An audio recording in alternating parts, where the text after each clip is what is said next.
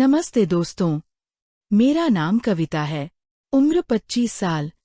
रामनगर की एक साधारण सी बहू हूँ मैं।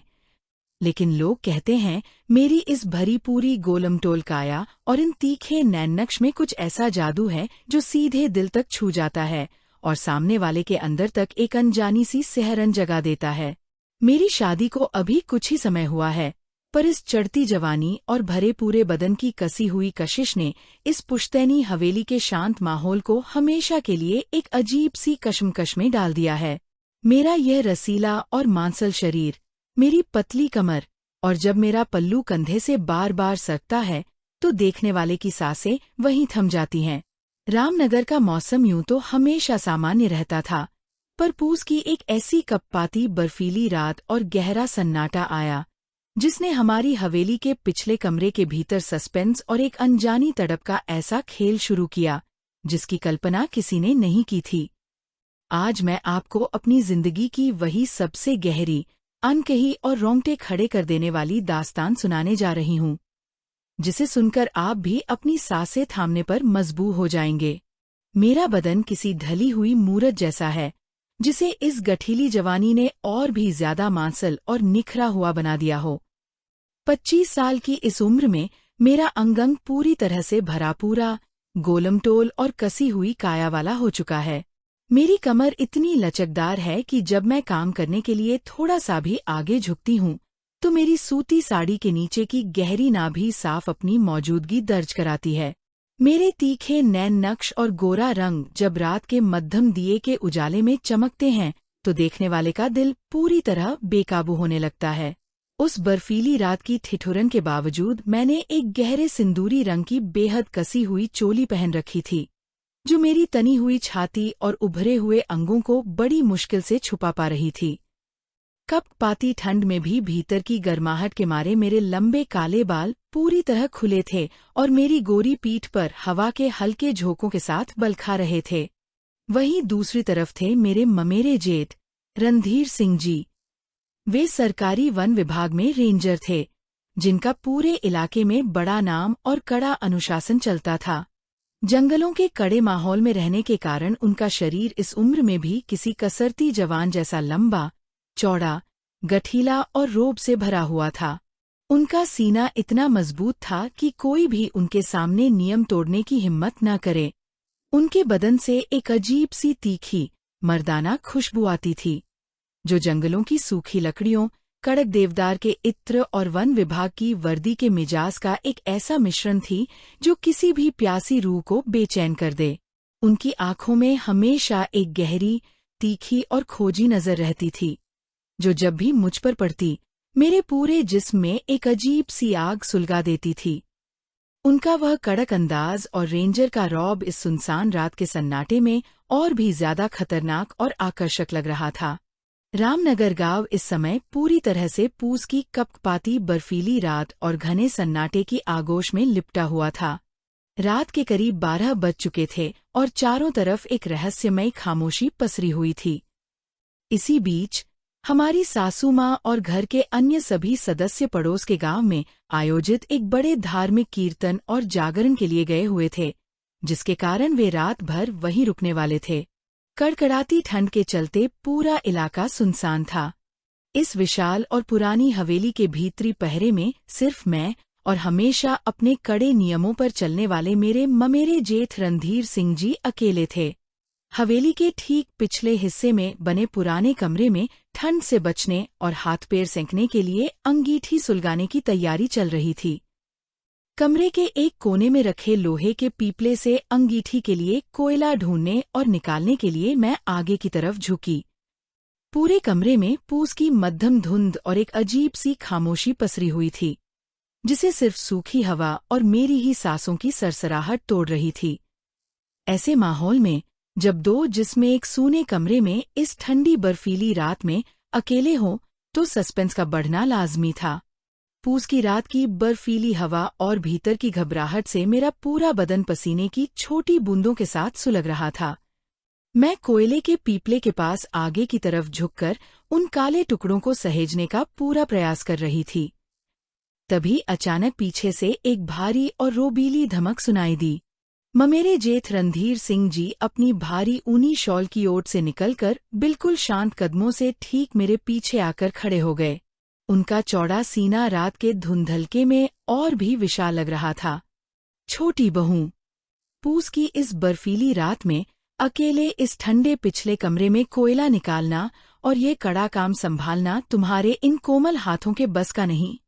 उन्होंने अपनी गहरी, कड़क और रोबीली आवाज में पूछा, लेकिन उनकी आंखों की गंभीर नजर सीधे मेरी पतली लचकदार कमर और सुगठित मांसल बदन पर टिकी थी, जहां से सूती साड़ी का पल्लू आगे झुकने के कारण पूरी तरह से सरक चुका था। बस जेठ जी, मैं ये कोयला ले ही रही हूँ ताकि अंगीठी जलाकर ठंड कम की जा सके, मैंने अपनी कांपती आवाज में कहा और दोबारा आगे झुकी।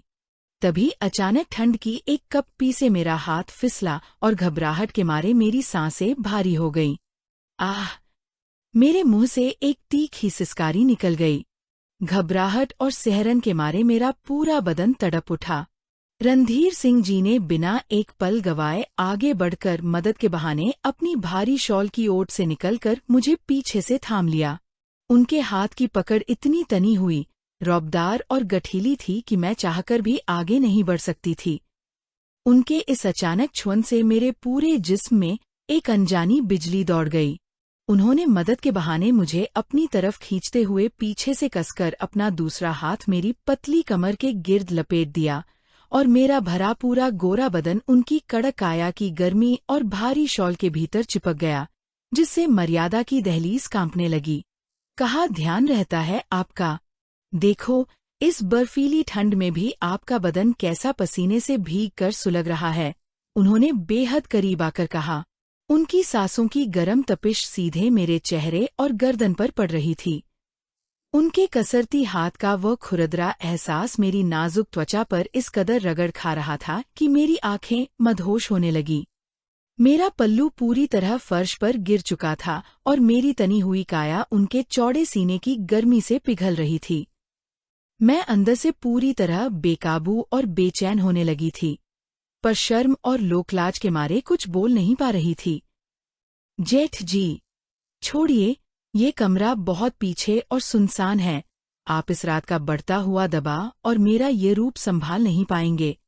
मैंने हांफते हुए अपने बदन को थोड़ा पीछे खींचने की कोशिश की, जहां उनकी उंगलियों का दबाव मेरी कमर पर बढ़ता जा रहा था। रणधीर सिंह जी ने मुस्कुराते हुए मेरी कलाई को और कस लिया। उनकी आंखों में एक अलग ही सस्पेंस था। ट्रॉय बहू, जो इलाका और जो रेंज जितनी कड़क और रसीली होती है, उस पर इस रेंजर का नियंत्रण उतना ही गहरा होता है। तुम अभी नादान हो। तुम्हें नहीं पता कि इस पूस की रात में जब तक अंदरूनी आग न सुलगे, तब तक इस सूनी हवेली की ठिठुरन को चैन नहीं मिलता। पर जेठ जी, बाहर चाहे जितनी भी बर्फीली हवा हो, इस घर की मर्यादा की छाव को छोड़ना ठीक नहीं। सुबह होने से पहले कीर्तन से सब लोग लौटते ही होंगे।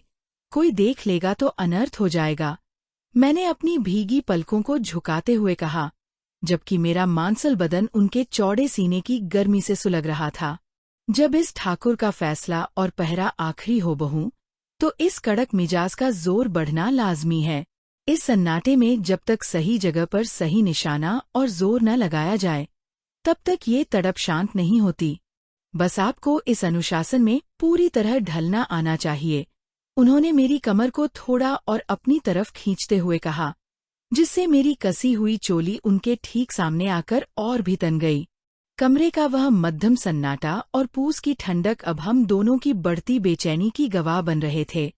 रेंजर साहब का वह मांसल और कसरती हाथ अब धीरे धीरे मेरी पीठ के निचले हिस्से तक पहुंच चुका था, जहां सूती साड़ी का कपड़ा मेरी गोरी त्वचा से पूरी तरह चिपक गया था।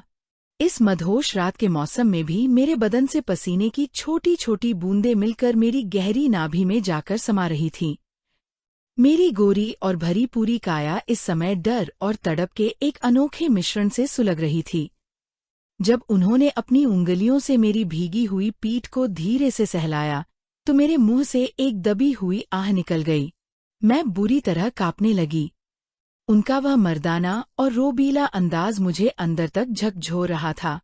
उस कोने का तापमान जैसे अचानक बढ़ गया हो। हवा में एक अजीब सी मदहोशी घुल चुकी थी। मेरी पतली कमर में एक अजीब सी लचक पैदा हो रही थी, जो मुझे बार बार उनके और करीब खींच रही थी। वह मुझे अपनी मजबूत बाहों में दबोचने ही वाले थे कि तभी अचानक ताक पर रखा पीतल का एक भारी मर्तबान हवा के झोंके और कंपन से जोर से फर्श पर रगड़ खाता हुआ गिरा। सस्पेंस और डर के मारे हम दोनों एकदम से अलग हो गए।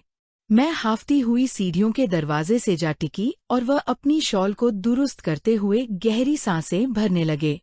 रात के 12:30 बज चुके थे, पर इस पिछले कक्ष के भीतर का अंधेरा और सन्नाटा और भी गहरा हो गया था। मैं घबराहट में भीतर खड़ी अपनी सांसें दुरुस्त कर रही थी, पर आंखों में अजीब सी बेचैनी थी। बदन में वही अनकही तपिश बरकरार थी।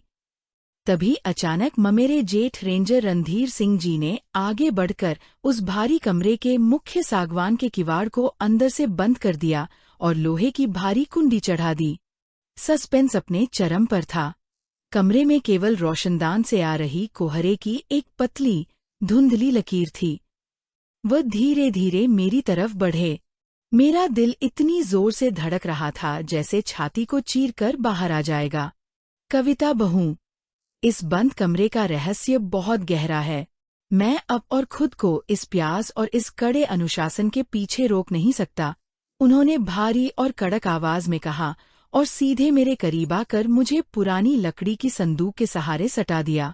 उनके मजबूत, कसरती हाथों ने मेरे दोनों कंधों को दबोच लिया। उनके हाथ मेरी गोरी और पसीने से भीगी त्वचा पर रेंगने लगे। हमारे बदन एक दूसरे से पूरी तरह लिपट गए। उनकी चौड़ी छाती का दबाव जब मेरे भरे पूरे अंगों पर पड़ा तो मैं पूरी तरह मदहोश होकर कराहने लगी। हमारे कपड़ों की सरसराहट और भारी सांसों की आवाज पूरे कमरे में गूंज रही थी। उनका चेहरा मेरे चेहरे के इतने करीब आ गया कि उनके होठों की गर्मी मेरी सांसों को सोखने लगी। जिस्म की यह आग अपने आखिरी मुकाम पर पहुंचने ही वाली थी। दोनों बदन पसीने से पूरी तरह नहा चुके थे और मर्यादा की सारी दीवारें टूटने ही वाली थीं कि तभी अचानक ताक में रखी हमारी कुलदेवी की पवित्र प्रतिमा, वन विभाग द्वारा उनकी ईमानदारी के लिए दिया गया शौर्य पदक और उनके छोटे भाई, मेरे पति, की पुश्तैनी अमानत फर्श पर गिर गई। उस पावन कुलदेवी, भाई के अटूट विश्वास और कर्तव्य के प्रतीक मेडल पर रोशनदान से कौंधी रात की उजली चांदनी की एक तेज किरण पड़ी, जिसने पूरे इलाके में ईमानदारी और मर्यादा की मिसाल देने वाले एक कड़क रेंजर होने के नाते उनके फर्ज, भाई के अटूट विश्वास और हमारी हवेली की कुल मर्यादा की याद दिला दी। उस पवित्र अमानत और मेडल का गिरना जैसे हम दोनों के ऊपर ठंडे पानी का घड़ा डाल गया। रणधीर सिंह जी झटके से पीछे हट गए। उनकी आंखों में जो भूखी और मदहोश नजर थी, वह अचानक आत्मग्लानि और भारी आंसुओं में बदल गई। उन्होंने अपने चेहरे को अपनी शॉल से ढक लिया और जोर जोर से हांफने लगे। यह मैं क्या करने जा रहा था? अपने ही छोटे भाई की अमानत और इस हवेली की कुल मर्यादा पर ऐसा भटकाव। पूरे सरकारी महकमे को ईमानदारी सिखाने वाला मैं आज खुद अपने ही घर के संस्कारों की रक्षा नहीं कर पाया। हे भगवान, मुझे क्षमा करना। रणधीर सिंह जी की आवाज में अब वासना नहीं, बल्कि एक तड़पती हुई पारिवारिक लोकलाज और जिम्मेदारी का एहसास था। उन्होंने रोते हुए कहा, कविता बहू, तुम इस घर की लक्ष्मी हो, मेरी सासू माँ के अटूट विश्वास और मेरे भाई की अर्धांगिनी हो। इस बंद कमरे के सन्नाटे और पूस की इस अकेली रात ने मेरी बुद्धि भ्रष्ट कर दी थी। एक जेठ का फर्ज बड़े भाई समान अपनी छोटी बहू की रक्षा करना और उसे सम्मान देना होता है, मर्यादा लांघना नहीं। मैंने भी रोते हुए तुरंत अपना पल्लू संभाला और अपनी साड़ी को ठीक किया। मुझे भी अपनी गलती का एहसास हो चुका था। एक पल के भटकाव ने हमारे पवित्र रिश्ते को कलंकित करने की कगार पर ला खड़ा किया था। जेठ जी, गलती सिर्फ आपकी नहीं थी। इस अकेलेपन और बर्फीली रात की मार ने हमें भटका दिया था, लेकिन आज हमारे परिवार के संस्कारों और इस पुश्तैनी सम्मान ने हमें एक बहुत बड़े पाप की खाई में गिरने से बचा लिया। जेठ और बहू का रिश्ता इस दुनिया में पिता और बेटी जैसा पवित्र होता है और हम इस बंधन को कभी टूटने नहीं देंगे। मैंने रोते हुए उनके पैर छूकर कहा। जेठ जी ने मेरे सिर पर हाथ रखकर आशीर्वाद दिया। उस रात के बाद से हमारे बीच वासना की वह दीवार हमेशा के लिए ढह गई और उसकी जगह एक सच्चे, पवित्र और मर्यादित पारिवारिक रिश्ते ने ले ली। पारिवारिक संस्कार और लोकलाज की जीत हुई। कहानी यहीं खत्म होती है दोस्तों। तो लाइक कर दो, सब्सक्राइब कर लो और कमेंट में जरूर लिखो कि आपको ये कहानी और इसका पारिवारिक संदेश कैसा लगा। मिलते हैं अगली कहानी में। नमस्ते।